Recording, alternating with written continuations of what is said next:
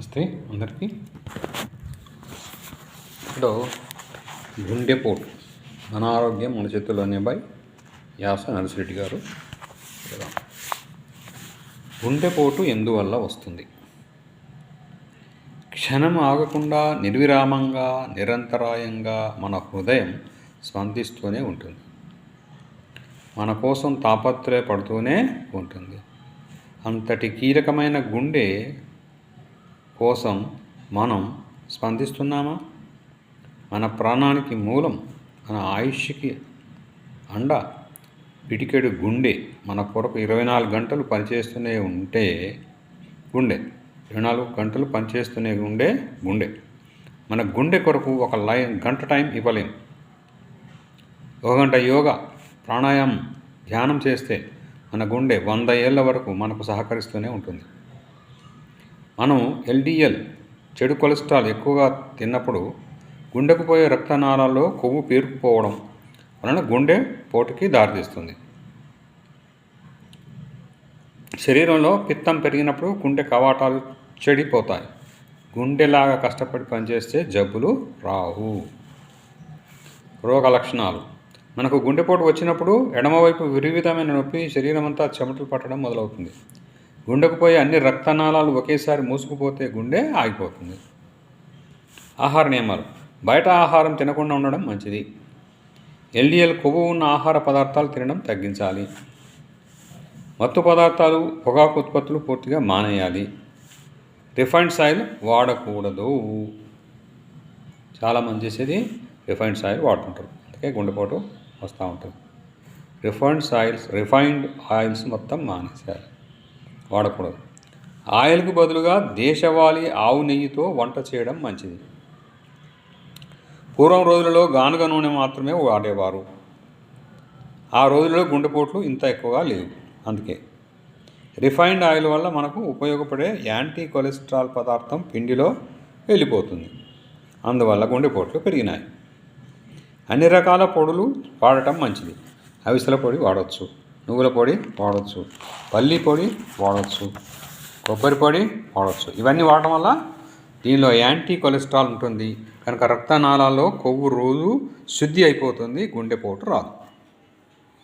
గుండెపోటు రావద్దంటే ఈ పొడులు వాడాలి: అవిసెల పొడి, నువ్వుల పొడి, పల్లి పొడి, కొబ్బరి పొడి. ఇంకా ప్రతిరోజు ఒక్కరికి 50 గ్రాముల పీచు పదార్థం తగ్గకుండా తినడం మంచిది. పీచు పదార్థంలో కరిగే పీచు, కరగని పీచు అని 2 రకాలు ఉంటాయి. కరిగే పీచు రక్తనాళాల్లోని చెడు కొవ్వును పేరుకుపోనీయకుండా కాపాడుతుంది. కరగని పీచు మోషన్ సులువుగా వచ్చేందుకు ఉపయోగపడుతుంది. సో పీచు పదార్థం అంటే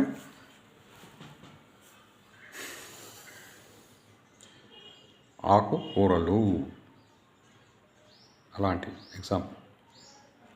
ప్రతిరోజు ఒకటి తినాల్సిందే. ప్రతి ఒక్కరికి 100 గ్రాముల కొవ్వు సరిపోతుంది. యోగాతో పరిష్కారం. ఏది? గుండెపోటు. కపాలభాతి సెకండ్కు ఒకసారి వచ్చినట్లు రోజు చేయటం వలన కొవ్వు కరిగిపోతుంది. రోజు 15 నిమిషాలు ఉదయం, 15 నిమిషాలు సాయంత్రం చేయాలి. అప్పుడు గుండెపోటు అనేది రాదు. యోగా క్రమం తప్పకుండా రోజు చేయడం వల్ల కూడా రోగనిరోధక శక్తి బాగా పెరుగుతుంది.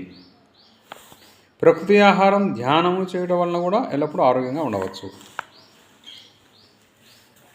ఆయుర్వేద చిట్కాలు. అల్లం, వెల్లుల్లి ముద్ద కూర దించిన తర్వాత వేయాలి. వెల్లుల్లిపాయ రక్తాన్ని పలచగా చేస్తుంది, అల్లం గుండెను కాపాడుతుంది. మన కూరలు పోపులో వేయడం వలన దాని విలువ ఉడికిపోతున్నాయి. దాని విలువ ఉడికిపోతున్నాయి. ఆయుర్వేద షాపులలో చిత్రమూలం పొడి దొరుకుతుంది. ప్రతిరోజు 1 చెంచా గోరువెచ్చటి నీటిలో కానీ పాలలో కానీ కలిపి తాగితే చెడు కొలెస్ట్రాల్ కరిగిపోతుంది. గుండె పోటు రాకుండా కాపాడుతుంది. ఇంకా బరువు కూడా తగ్గుతారు. ఇది చిత్రమూలం పొడి ప్రతిరోజు 1 చెంచా గోరువెచ్చటి నీటిలో కానీ పాలలో కానీ కలిపి తాగితే చెడు కొలెస్ట్రాల్ పోయి బరువు తగ్గుతారు. బరువు తగ్గాలన్న వాళ్ళు కూడా ఈ పని చేయొచ్చు.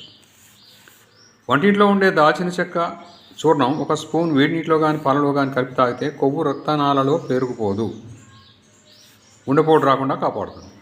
ఇదేంటి దాల్చిన చెక్క కూడా చూర్ణం. నెక్స్ట్, ప్రతిరోజు సగమైన ప్రకృతి ఆహారం తినడం వలన రక్తం పలుచగా ఉంటుంది, గుండెపోటు రాకుండా ఉంటుంది.